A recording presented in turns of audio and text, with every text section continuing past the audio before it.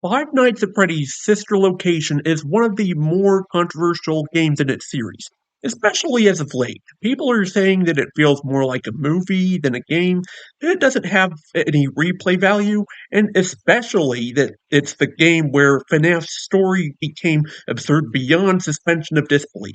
Now, I can totally understand these opinions because this game does tend to put a lot of emphasis on telling a story that back in 2016 at least, was way outside of what was expected from Five Nights at Freddy's at the time.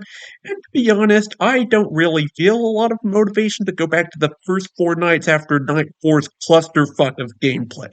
Now, I'm not exactly, debuted Rytoast, Postra, Theft King, or any of the other established Five Nights content creators, but I am a really big fan of the series.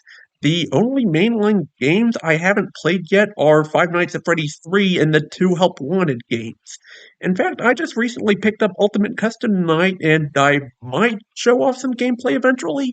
So if you want a chance at seeing that, be sure to subscribe to me and enable notifications for my uploads. If you enjoy this video by the end of it, consider hitting the like button.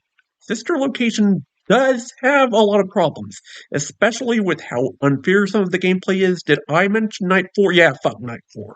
The lore completely subverts everything up to this point in the series, and the way it's presented goes against the mystery we're used to from the series.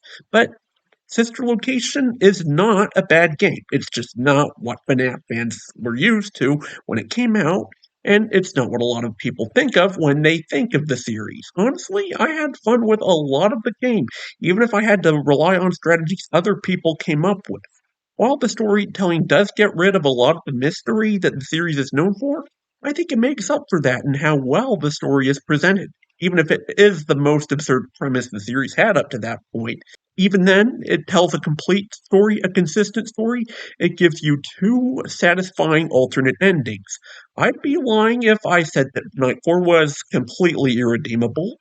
It's notably unbalanced, and the mechanics are very poorly telegraphed, but that's really it. That's really the biggest problem with it. I had some fun with it, and if I didn't have some amount of fun with Night 4, I wouldn't have kept trying it, and I wouldn't have gotten to Night 5. Sister Location tried something new, and for the most part, I'd say it succeeded. The free custom night DLC is pretty good in my opinion, at least depending on what preset and difficulty I end up using. The death minigame with Circus Baby took me a lot of tries to get right, but it was very satisfying finishing it and witnessing that iconic cutscene for myself. The alternate ending boss fight with Ennard is pretty difficult, but I was able to beat it after trying enough, so I'd at least say it's fair. I haven't completed all the custom night presets yet, but I'm having fun with them.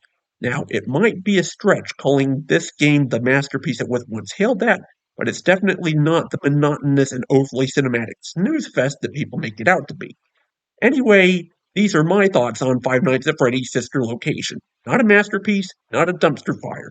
Pretty mediocre overall, but I'd say it was worth the money I spent on it. I hope to be making more Five Nights at Freddy's content for you guys to watch, and hopefully something about Sonic too. If you have the money to spare and appreciate the effort I put into my content, you can tip me with the super thanks below, or become a member of my channel for a month for 99 cents. Stay safe, stay cool, and I'm out.